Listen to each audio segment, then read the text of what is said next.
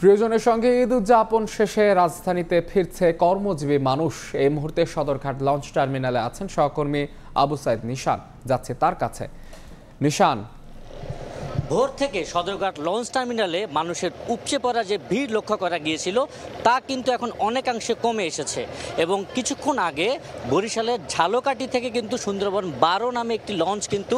এই সদরঘাট লঞ্চ টার্মিনালে এসে ভিড়েছে এবং তার কিছুক্ষণ আগেও কিন্তু বরিশাল থেকে ঢাকাগামী 3টি লঞ্চ কিন্তু সদরঘাট লঞ্চ টার্মিনালে এসে ভিড়েছে। এখন পর্যন্ত আমরা বিআইডব্লিউটির তথ্য থেকে যেটা জানতে পেরেছি যে টোটাল 57টি লঞ্চ এই ভোর থেকে এখন পর্যন্ত সদরঘাট লঞ্চ টার্মিনালে এসে ভিড়েছে এবং 5টি লঞ্চ সদরঘাট লঞ্চ টার্মিনাল থেকে অন্যান্য গন্তব্যে গিয়েছে এবং আমরা এই যে 57টি লঞ্চ সদরঘাট লঞ্চ টার্মিনালে ভোর থেকে ভিড়েছে, এর ফলে যে অসংখ্য যাত্রী চাপ সেটি কিন্তু আমরা সড়কে দেখেছিলাম যে দীর্ঘ একটা যানজট সৃষ্টি হয়েছে এবং তাঁতীবাজার থেকে সদরঘাট লঞ্চ টার্মিনাল এলাকার পুরো এলাকাটাই কিন্তু অসংখ্য যাত্রী কারণে যানজটের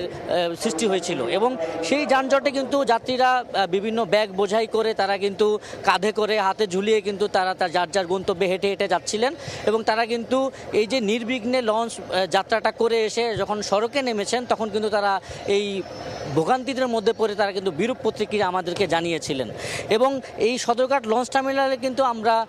দেখেছিলাম যে কোস্টগার্ড সহ আইন শৃঙ্খলা রক্ষাকারী বাহিনী তারা কিন্তু সার্বক্ষণিক নিরাপত্তায় এখানে কিন্তু টহল কার্যক্রম এবং তদারকি করছেন এবং যাত্রীরা বলছেন যে এই যে দীর্ঘ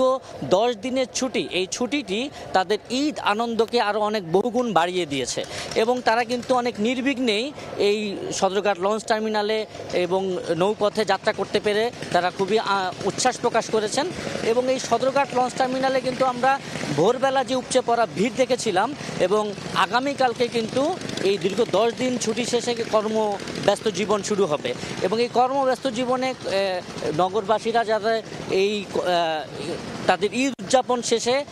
করতে পারে সেটি কিন্তু এখানে আমরা দেখতে পেয়েছিলাম। তো এই সদরঘাট লঞ্চ টার্মিনালের যে উপচে পড়া ভিড় আমরা দেখেছিলাম সেটি এখন অনেকাংশে কমে আসলেও এবং সড়কে কিন্তু দেখা গেছে দীর্ঘ একটা যানজটের সৃষ্টি হয়েছে। এই ছিল সদরঘাট লঞ্চ টার্মিনাল থেকে আমার কাছে সর্বশেষ সংবাদ। সদরঘাট লঞ্চ টার্মিনাল থেকে সহকর্মী আবু সাইদ নিশান জানাচ্ছিলেন সেখানকার সবশেষ খবর।